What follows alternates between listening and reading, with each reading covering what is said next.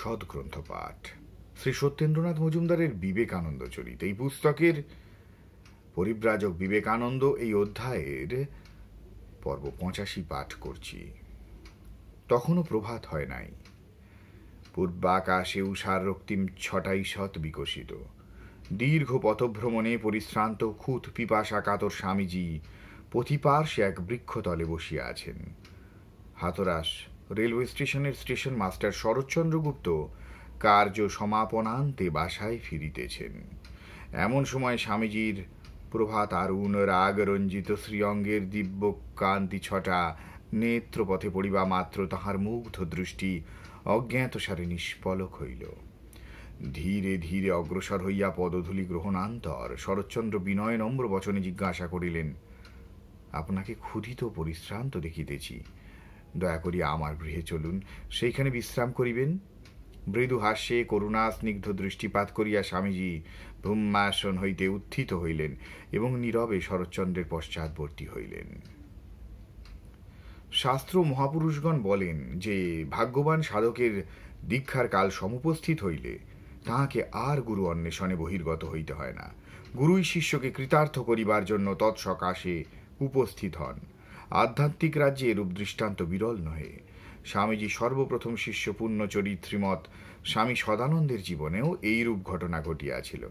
প্রথম দর্শনেই শরৎচন্দ্র স্বামীজির শ্রীপাদপদ্মে মন প্রাণ সমর্পণ করিলেন। স্বামীজি আহারান্তে বিশ্রাম করিয়া সুস্থ হইলে তিনি দুই এক কথার পর বলিলেন, বহুদিন হইতে আত্মজ্ঞান লাভের স্পৃহা বলবতী হইয়াছে, কিন্তু উপযুক্ত শিক্ষক খুঁজিয়া পাইতেছি না। যখন দয়া করিয়া আপনি দর্শন দিয়াছেন, তখন আমাকে কৃপা করিয়া আত্মজ্ঞান প্রদান করুন। স্বামীজি প্রত্যক্ষভাবে তাহার কোনো উত্তর না দিয়া আপন মনে একটি গান গাহিতে লাগিলেন। তাহার ভাবার্থ এই, যদি তুমি আমার ভালোবাসা লাভ করিতে চাও, তাহা হইলে তোমার সুন্দর মুখখানিতে ছাই মাখিয়া আইসো। পারিবে কি? শরৎচন্দ্র তৎক্ষণাৎ উত্তর করিলেন, স্বামীজি, আমি আপনার আজ্ঞাবহ ভৃত্য, যাহা আদেশ করিবেন নির্বিচারে তাহাই পালন করিব। তিনি বিস্ময় বিমুগ্ধ নেত্রে মুখ্য যুবকের বৈরাগ্যদীপ্ত মুখখানির প্রতি চাহিলেন। কি বলিবেন ভাবিয়া পাইলেন না। একদিন স্বামীজিকে একান্তে গভীর চিন্তামগ্ন দেখিয়া শরৎচন্দ্র জিজ্ঞাসা করিলেন, স্বামীজি, আপনাকে আজ বিষণ্ণ দেখিতেছি কেন? দীর্ঘশ্বাস ত্যাগ করিয়া স্বামীজি উত্তর করিলেন, বৎস, মহৎ কার্য সম্পাদন করিবার ভার আমার স্কন্ধে অর্পিত হইয়াছে, কিন্তু আমি ক্ষুদ্র শক্তি, আমার দ্বারা উহা সম্ভবপর নহে ভাবিয়া হতাশ হইয়াছি। যতই দিন যাইতেছে ততই যেন স্পষ্টতর রূপে বুঝিতেছি সনাতন ধর্মের লুপ্ত গৌরব পুনরুদ্ধার করাই তাহার অভিপ্রেত কর্ম। হায়, ধর্মের কি শোচনীয় অধঃপতন, আর তাহাতে সঙ্গে অনসন্তুষ্ট ভারতবাসীর কি মর্মভেদী দুরবস্থা।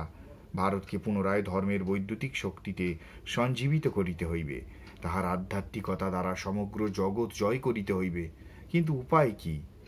উপায় কি? বলিতে বলিতে তাহার জ্যোতির্ময় বিশাল নেত্রদয় ব্যথিত করুণায় সমধিক প্রজ্জ্বল হইয়া উঠিল। শরৎচন্দ্র গভীর শ্রদ্ধার সহিত অস্ফুট স্বরে বলিলেন, আমি কি আপনার কোনো কাজে লাগিতে পারি না? সন্ন্যাসী ফিরিয়া দাঁড়াইলেন, গম্ভীরভাবে বলিলেন, এই মহৎ কার্যে আত্মনিয়োগ করিবার জন্য তুমি কি ভিক্ষাপাত্র কমণ্ডলু সম্বল করিয়া পথে নাড়াইতে প্রস্তুত আছো? তুমি কি প্রকৃত ত্যাগীর জীবনের দুঃসহ কঠোরতা সহ্য করিতে পারিবে?